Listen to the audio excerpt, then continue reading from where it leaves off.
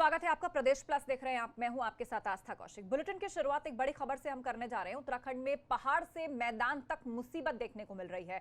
रुद्रप्रयाग में बारिश से तबाही का मंजर सामने आया है। भूस्खलन से केदारनाथ हाईवे 3 दिन से बंद पड़ा है। अलकनंदा उफान पर है, बोल्डर गिर रहे हैं। ग्रामीण क्षेत्रों को जिला मुख्यालय से संपर्क टूट चुका है।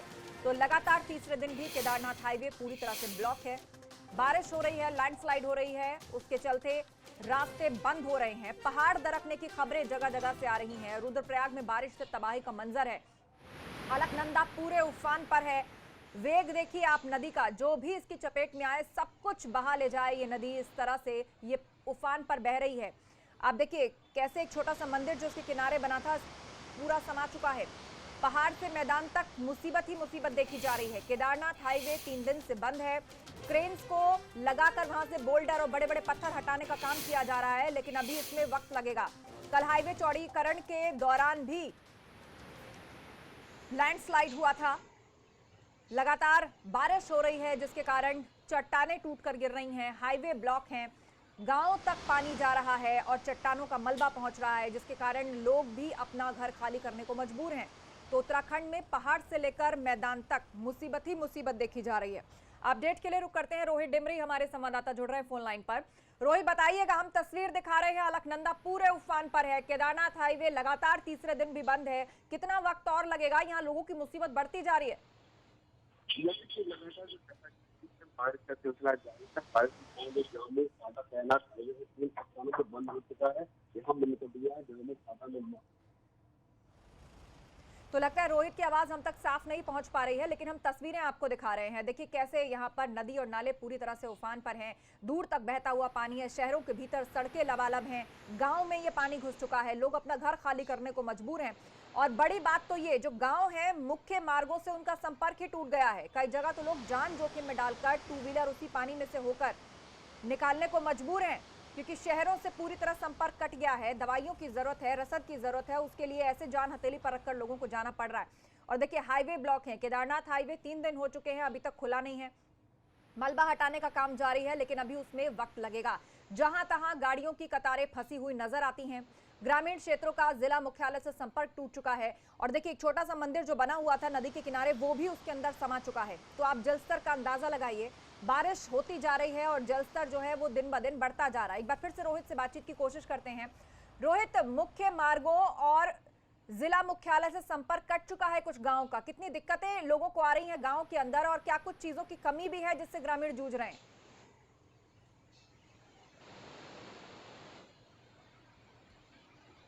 तो शायद संपर्क नहीं हो पा रहा है रोहित से, लेकिन आप खुद देखिए अलकनंदा नदी पूरे उफान पर है। बड़े बड़े बोल्डर पहाड़ों से गिर रहे हैं। हाईवे ब्लॉक हैं।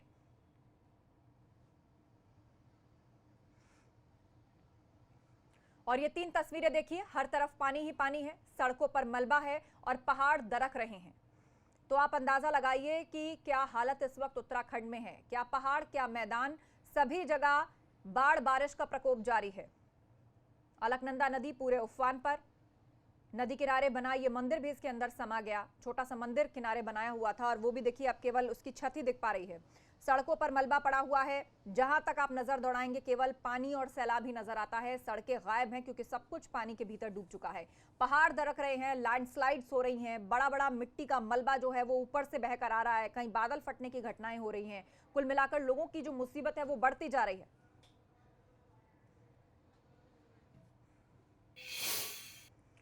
वहीं उत्तराखंड में भी लगातार हो रही बारिश से नदी नाले उफान पर हैं, जिससे लोगों की मुश्किलें बढ़ गई हैं। कुछ तो मजबूरी में तो कुछ लापरवाही दिखाते हुए अपनी जान जोखिम में डाल रहे हैं। ये 4 तस्वीरें इसका जीता जागता सबूत है। तो कर्णप्रयाग से लेकर कई जगहों की तस्वीरें हम आपको दिखा रहे हैं। कर्णप्रयाग में बाइक समेत पानी में गिर गया ये युवक। देखिए कैसे 2 व्हीलर को लेकर बहते पानी को पार करने की कोशिश कर रहा था। और आप देखिए पानी का बहाव कितना तेज है। कोई भी बड़ा हादसा हो सकता था, लेकिन आसपास लोगों ने फौरन जाकर उसको बाहर निकाला और बचा लिया। रामनगर में घुटनों पानी भरा हुआ है। बहता पानी है, बहाव तेज है, लेकिन लोग इसके बीच से होकर गुजर रहे हैं। मजबूरी भी है, लेकिन ये अपने आप में बहुत बड़ा रिस्क भी है कि यदि कोई बह जाए, पकड़ने के लिए कोई रस्सी, कोई इंतजाम भी यहाँ पर नजर नहीं आ रहा, क्योंकि अचानक ये सैलाब आया है। तो लोग किस तरह रिस्क उठा रहे हैं आप ये भी देखिए। रामनगर का हाल, तीसरी तस्वीर। जहां तक नजर जाएगी केवल बहता हुआ पानी है। सैलाब के बीच में कार फंस गई है और अब ये कार बहकर कहां तक चली जाएगी इसका भी अंदाजा नहीं है। लोग बता रहे हैं कि उनके घरों के आगे दूर से बहती हुई कारें आकर रुक जाती हैं। कोई नहीं जानता ये कारें कितनी दूर से बहकर आई, ये किसकी हैं, अब आगे इनका क्या होगा। लेकिन ऐसा ही मंजर बहुत आम हो गया है। कोटद्वार में देखिए उफनती नदी को लोग पार कर रहे हैं। क्या करें, मुख्य मार्ग से कट चुके हैं, जरूरी काम से उस पार जाना है, रास्ता है नहीं, बहते पानी के बीच से होकर गुजर रहे हैं ये लोग। पर ये अपने आप में बहुत बड़ा रिस्क है। अपनी जान की बाजी लगाकर लोग देखिए कैसे रास्तों को पार कर रहे हैं। कर्णप्रयाग के सिमली में तो एक युवक की जान जाते जाते बची है। सिमली इलाके के पास राड़की गदेरे को पार करते वक्त बाइक सवार युवक पानी के तेज धार बहाव में गिरकर फंस गया। ये देखिए किस अंदाज में ये एक्सीडेंट हुआ है। कुछ देर के लिए तो युवक की जान ही मुश्किल में आ गई, लेकिन वहां मौजूद जो स्थानीय लोग थे वो फौरन वहां पर आए भागते हुए, उन्होंने इस युवक को बचा लिया। ये टू व्हीलर देखिए बाइक को लेकर ये पहुंचा बहते पानी में और बाइक फिसली, धड़ाम से बहते पानी में ये जा गिरा। तुरंत आसपास से लोग बहकर आए और भागकर आए और बहते पानी के बीच से उन्होंने इसकी बाइक को भी निकाला और उसको भी सुरक्षित बचा लिया। वरना आप देखिए ये नाला कहां तक तेज बहाव में कुछ भी बहा कर ले जा सकता है। कोई नहीं समझ पाएगा कि आखिर हादसा हुआ तो बहने वाला शख्स या वाहन कहां तक पहुंचा। बाल बाल बची है इस युवक की जान। आसपास लोग गनीमत थी वहां पर थे और फौरन भागते हुए आए और देखिए कैसे इसकी बाइक फिसली, हादसा हुआ और भागते हुए लोग वहां पर पहुंचे और उन्होंने इस युवक को बचा लिया। बाइक भी बहने से बच गई और युवक भी सही सलामत है। और चलिए अब आपको रामनगर से डराने वाली तस्वीर दिखाते हैं, जहां बारिश के चलते नदी नाले उफान पर हैं और खतरे में है जिंदगी। यहां एक बाइक सवार ने अपनी जिंदगी से कैसे खिलवाड़ किया आप खुद देखिए। शराब के नशे में बाइक सवार पनौद नाले में गिर गया। हालांकि गनीमत रही, वक्त रहते पुलिस और आसपास खड़े लोगों ने इस युवक को बचा लिया। बताया जाता है कि ये युवक नशे में धुत था, तेज बहता पानी और ये इस नाले में गिर पड़ा। गनीमत थी, लोग आसपास थे, पुलिस भी वहां पर थी। वो लोग पहुंचे और इस युवक को वहां से बाहर निकाला गया। पनौद नाला पार करते वक्त ये हादसा हुआ। बाइक लेकर ये जा रहा था और बताया जा रहा है कि ये नशे में था, बैलेंस नहीं बना पाया और पानी का बहाव भी कितना तेज है आप देख पा रहे हैं, कितनी फिसलन है इन चट्टानों पर। जहां पर ये गिर गया, बाइक भी बहकर कहां पहुंच जाती है, युवक भी बहकर कहां पहुंच जाता, कई दिन मुमकिन है पता नहीं चलता। लेकिन पुलिस वहां पर थी, लोग वहां पर थे, वो फौरन भागते हुए आए, खुद रिस्क लेकर वो भागते हुए आए और उन्होंने इस युवक को बचाया।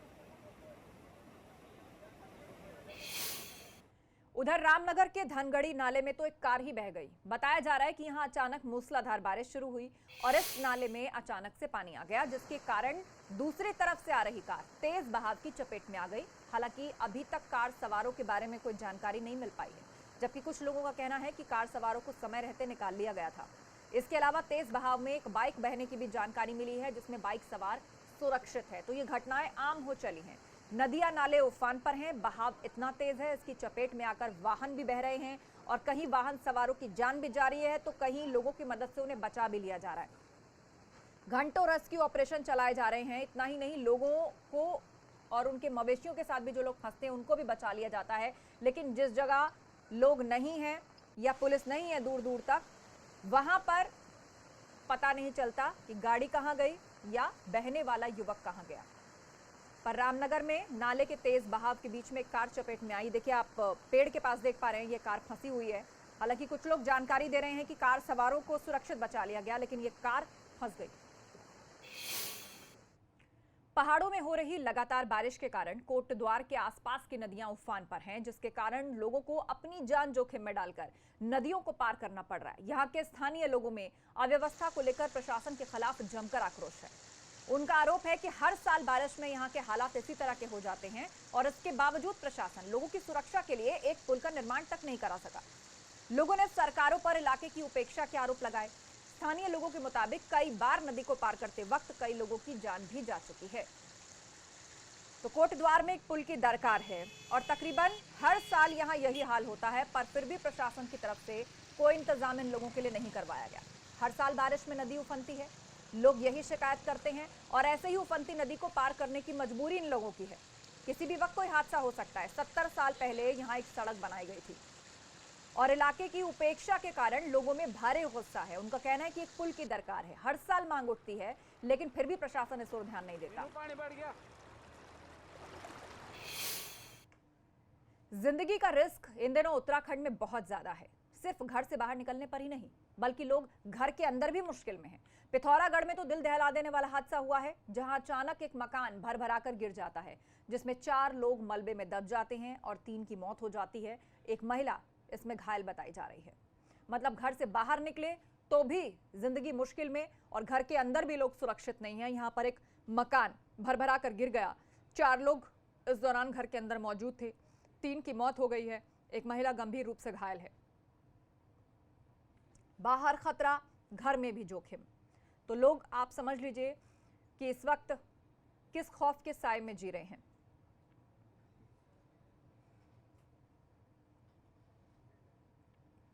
आगे बढ़ते हैं, बागेश्वर से अगली खबर आ रही है। यहां पर ग्रामीणों ने टूटा पुल मरम्मत करके खुद ही बना लिया है। भूस्खलन के बाद दोनों तरफ वाहन फंस गए थे। भूस्खलन में 2 छोटी पुलिया बह भी गई थी और ग्रामीणों ने अब पुल बनाकर फिर से वाहनों की आवाजाही जो है वो शुरू करवा दी है। तो आप देखिए, बारिश के कारण लैंडस्लाइड हुआ और उसके बाद पुलिया बह गई, पुल भी टूट गया। दोनों तरफ वाहन फंसे हुए थे, लेकिन ग्रामीणों ने खुद ही आगे आते हुए लकड़ी के बड़े बड़े फट्टों से एक टेम्परेरी पुल वहां पर बनाया और वाहनों की आवाजाही दोनों तरफ जो थी उसको शुरू करवाया गया। फंसे हुए वाहन अब इस टेम्परेरी पुल से आ जा सके, जो कई दिनों से फंसे हुए थे।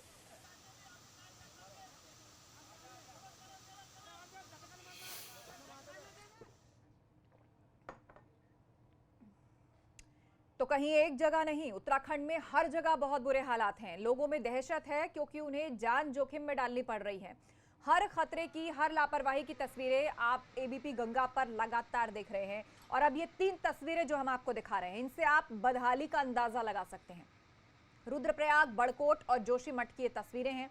रुद्रप्रयाग में देखिए क्या हालत है, नदियां उफान पर हैं, नालों में पानी बढ़ गया है, लैंडस्लाइड हो रही है। बड़कोट में मिट्टी, मलबे समेत बहुत कुछ बहकर गांव में आ रहा है।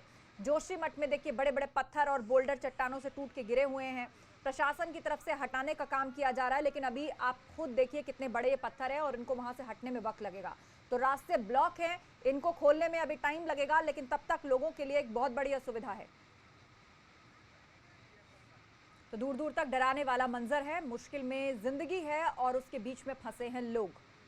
कहीं जान जोखिम में डालकर रास्ते पार कर रहे हैं, तो कहीं हाईवेज पर गाड़ियों में फंसे हैं क्योंकि आगे भी पत्थर हैं और पीछे भी पत्थर हैं लैंडस्लाइड के दौरान जो आए हैं। और अब आपको उत्तराखंड के बाद यूपी में बाढ़ बारिश से हाहाकार की तस्वीरें दिखाएंगे, लेकिन इस बीच एक बहुत बड़ी खबर आपको बता दें। जहर खाने वाले सपा नेता पर गाज गिरी है। हरबीर प्रजापति को जिला सचिव पद से हटा दिया गया है। मुलायम के पौत्र तेज प्रताप पर गंभीर आरोप उसने लगाए थे और पोस्ट लिखने के बाद हरबीर ने जहर खा लिया था। तेज प्रताप पर लगाया था रेप केस में फंसाने का आरोप और उसके बाद जहर खा लिया था। अब खबर आ रही है कि उसको पद से हटा दिया गया है। हरबीर प्रजापति को जिला सचिव पद जो उसके पास था उससे हटा दिया गया है। हरबीर ने सांसद तेज प्रताप पर गंभीर आरोप लगाए थे।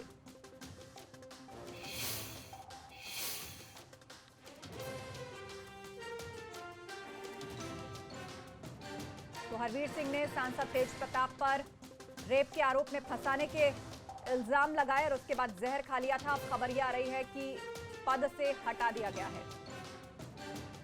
तो सैफई परिवार से पंगा लेना हरबीर को भारी पड़ गया है। हरबीर सिंह प्रजापति को जिला सचिव पद से हटा दिया गया है। तेज प्रताप यादव मुलायम सिंह के पौत्र के अलावा लालू प्रसाद यादव के छोटे दामाद भी हैं। तेज प्रताप पर आरोप लगाने के बाद पार्टी ने कार्रवाई की है। जिलाध्यक्ष दीप सिंह पाल ने पद से हटा दिया है। तो उस वक्त की बड़ी खबर यही, सवाल उठ रहा है कि क्या सैफई परिवार से पंगा लेना, आरोप लगाना भारी पड़ गया है। हरबीर प्रजापति को अपने पद से हाथ धोना पड़ गया है। जिला सचिव पद उनके पास था, खबर आ रही है कि इस पद से उन्हें हटा दिया गया है। हरबीर सिंह ने सांसद तेज प्रताप पर गंभीर आरोप लगाए थे और उसके बाद जहर खा लिया था।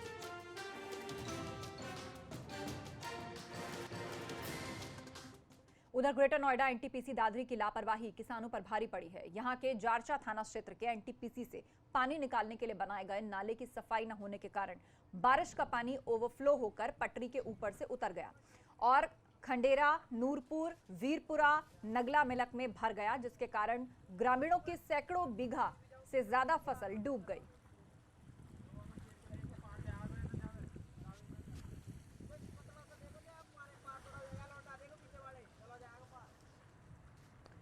तो देखिए कितना नुकसान किसानों का हुआ है। लापरवाही के कारण सैकड़ों बीघा फसल खराब हो गई है।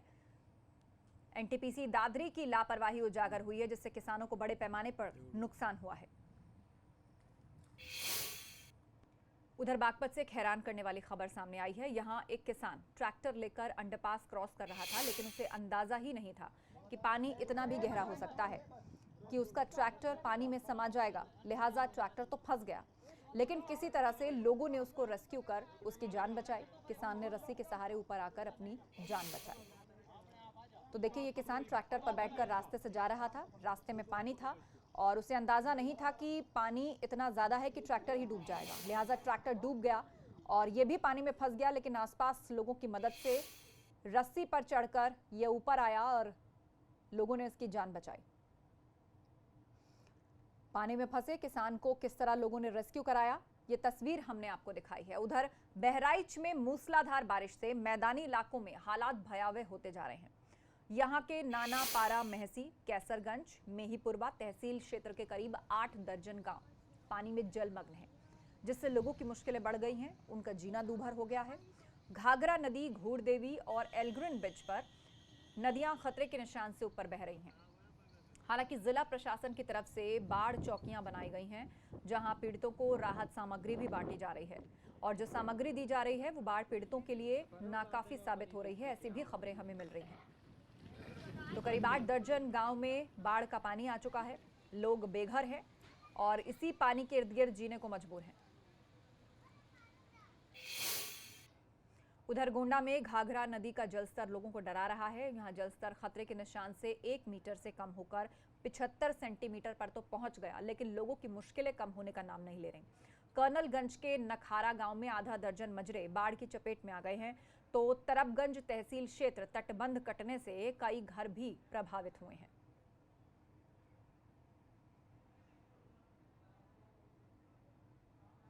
लोगों की मुश्किलें कम होने का नाम नहीं ले रही हैं। घाघरा नदी का जलस्तर इस कदर बढ़ चुका है, लोगों के घरों के आसपास पानी है। आधे घर डूब चुके हैं। लोग घर छोड़कर वहां से पलायन को मजबूर हैं। बाराबंकी जिले में आई बाढ़ के चलते सरयू नदी के आसपास बसे गांव में लोग परेशान हैं। लोग बाढ़ के कम होने का इंतजार कर रहे हैं, लेकिन हर रोज इन पर बाढ़ का खतरा मंडरा रहा है। ऐसे में यहां के रामनगर, सिरौ, गौसपुर और राम सनेही घाट के सैकड़ों गांव के लोग प्रभावित हैं। इसको लेकर श्रावस्ती के डीएम ने बाढ़ क्षेत्र का दौरा किया है।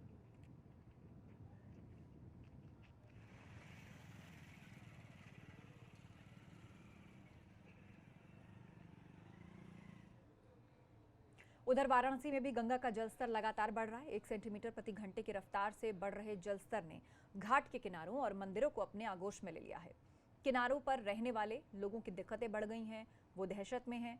यहां पानी ऊपर आ चुका है और शवों के दाह के लिए घंटों लोगों को इंतजार करना पड़ रहा है।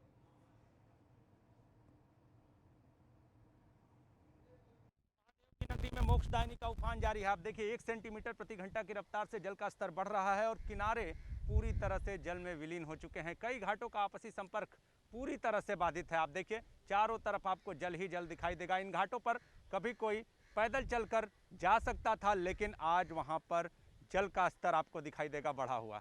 ऐसी स्थिति में काशी परेशान है। इसके साथ ही आपको बता दें कि जो शवदाह के घाट हैं वहां पर भी पानी ऊपर तक चढ़ चुका है। लिहाजा शवदाह अब ऊपर करना पड़ रहा है। जो शवयात्री हैं उनको घंटों घंटों शवदाह के लिए इंतज़ार करना पड़ रहा है। तो ऐसी स्थिति में बनारस में बढ़ता हुआ गंगा का जलस्तर लोगों की परेशानी के साथ उनके डर का कारण बना हुआ है।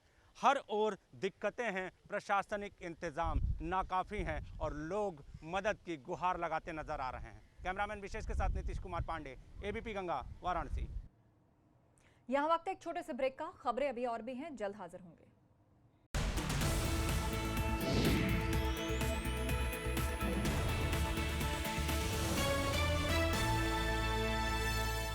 स्वागत है आपका ब्रेक के बाद। और अब एक बड़ी खबर, महोबा में डबल मर्डर का खुलासा हुआ है। मृतक के बेटे के रिश्तेदार ने ही हत्या की थी। पुलिस ने आरोपी को गिरफ्तार कर लिया है।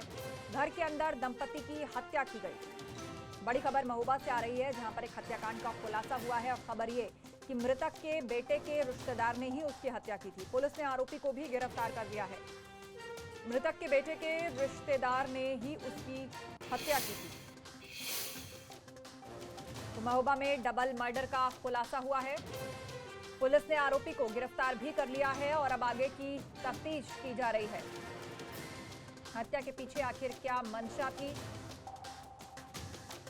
इस सब सवालों का जवाब पुलिस तलाशने की कोशिश कर रही है।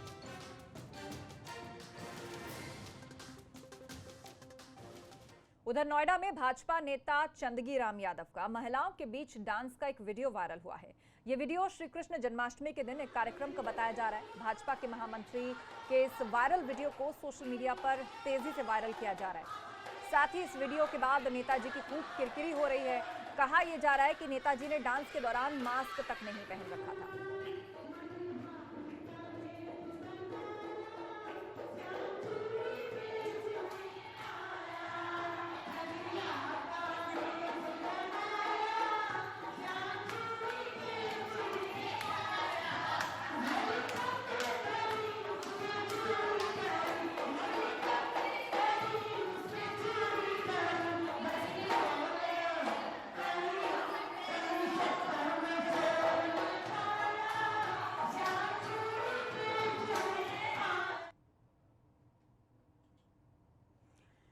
तो सवाल यही कि क्या एक वरिष्ठ भाजपा नेता का इस प्रकार का व्यवहार सही है? मास्क भी नहीं पहन रखा था, इसीलिए सवाल ज्यादा उठ रहे हैं। और अब एक बड़ी खबर, नोएडा के लोगों के लिए खुशखबरी। नोएडा में होगा 44.50 करोड़ का निवेश। 1150 लोगों को मिल सकेगी नौकरी। नोएडा प्राधिकरण को कुल 17 करोड़ का राजस्व प्राप्त हुआ है।